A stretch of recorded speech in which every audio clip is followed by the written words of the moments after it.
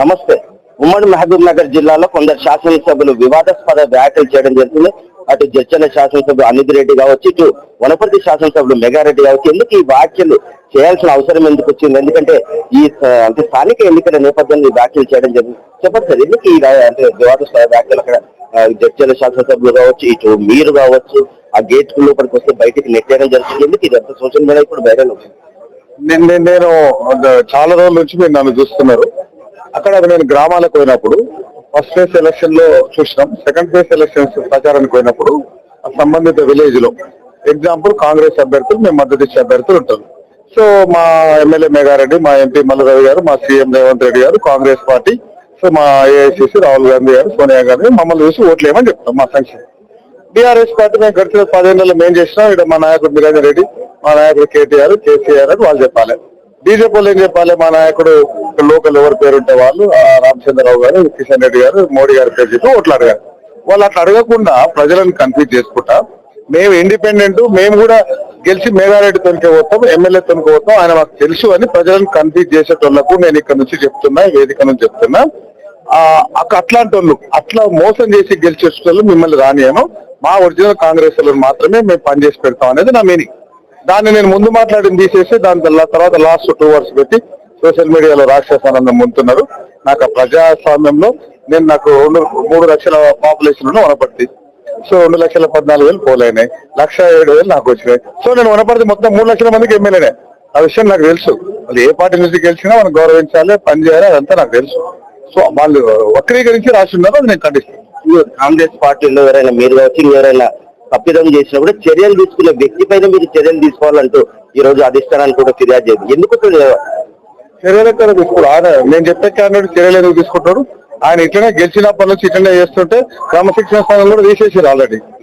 So అట్లా ఎవరైనా తప్పే ఉంటుంది, ఎంక్వైరీ చేస్తే అట్లా చేస్తుంది. 100% చర్య తీసుకున్నాను. నేను ఏమంటున్నా, నా ఎలక్షన్లప్పుడు చేయలే, నాకు బాధ లేదు. పార్లమెంట్ ఎలక్షన్లప్పుడు చేయలే, నాకు బాధ లేదు. సో కాంగ్రెస్ కార్యకర్త రెక్కల కష్టం మీద ఎమ్మెల్యేలు గెలిచి గవర్నమెంట్ ఫామ్ అయ్యి సీఎం రేవంత్ రెడ్డి గారు అయిన తర్వాత మీకు నామినేషన్ పోస్ట్ వచ్చింది. సో మీకు ఏం తక్కువ చేసింది పార్టీ? అదొక పార్టీ నెంబర్ 1. నెంబర్ 2, దానికంటే ఎక్కువ నాకు బాధ ఏంటంటే నిజంగా నేను ఫీల్ అవుతున్నాను. కార్యకర్తలు వీళ్ళందరూ నిన్ను 9 సార్లు మోసారు కదా భుజాల మీద పెట్టుకొని. కాంగ్రెస్ పార్టీ మిమ్మల్ని మోసింది కదా, ఒక ఎమ్మెల్యేగా, అన్ని చేసింది.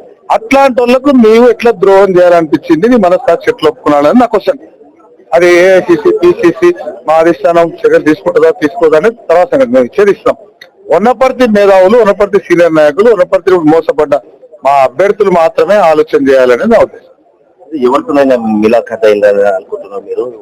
డైరెక్ట్ చెప్పండి. మిలాఖత్ అనేది ఇప్పుడు మమ్మల్ని మోసం చేస్తున్నట్టే పక్కన గెలిచేసినట్లే కదా. బీఆర్ఎస్ పార్టీకి దానిలో ఒక 15 సీట్లు పోయినాయి. అరే వనపర్తిలో బీఆర్ఎస్ పార్టీ ఎవరుంటారు? ఇంకెవరు ఉన్నారు? నిరంజన్ రెడ్డి గారు ఉన్నారు. కాంగ్రెస్ లో మా వాళ్ళు, మా సీనియర్ నాయకులు, నేను చెప్తున్న సీనియర్ నాయకులు, వాళ్ళు ములాఖత్ అయ్యి ఏమైనా చేసుకోకపోతే అది ఏమైనా నాకు సంబంధం లేదు. కార్యకర్తలకు అన్యాయం జరిగింది కాబట్టి మేము బయట పడాలి. మీరు అధిష్టానం చివరిగా మీరు ఏం కోరుతున్నారు? అధిష్టానం ఒకవేళ వాళ్ళ చర్యలు తీసుకోతే మీ తరఫున వనపర్తి నియోజకవర్గ కొంచెం కాంగ్రెస్ కార్యకర్తలు కావచ్చు, ప్రజలు వాళ్ళకి ఏం చెప్పబోతుంది?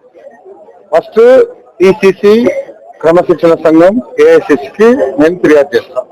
వాళ్ళు ఏం తీసుకుంటారు అనేది ఆ పార్టీ సిస్టమ్ ఉంటుంది, పార్టీ సిద్ధాంతం ఉంటుంది, ఎంక్వైరీ ఉంటుంది. వాళ్ళు ఎంక్వైరీ చేసుకుని యాక్షన్ ఏం తీసుకుంటారు అనేది వాళ్ళ ఇష్టం. పెద్దలు నేను వాళ్ళు ఏం తీసుకుని నేను చెప్పలేదు.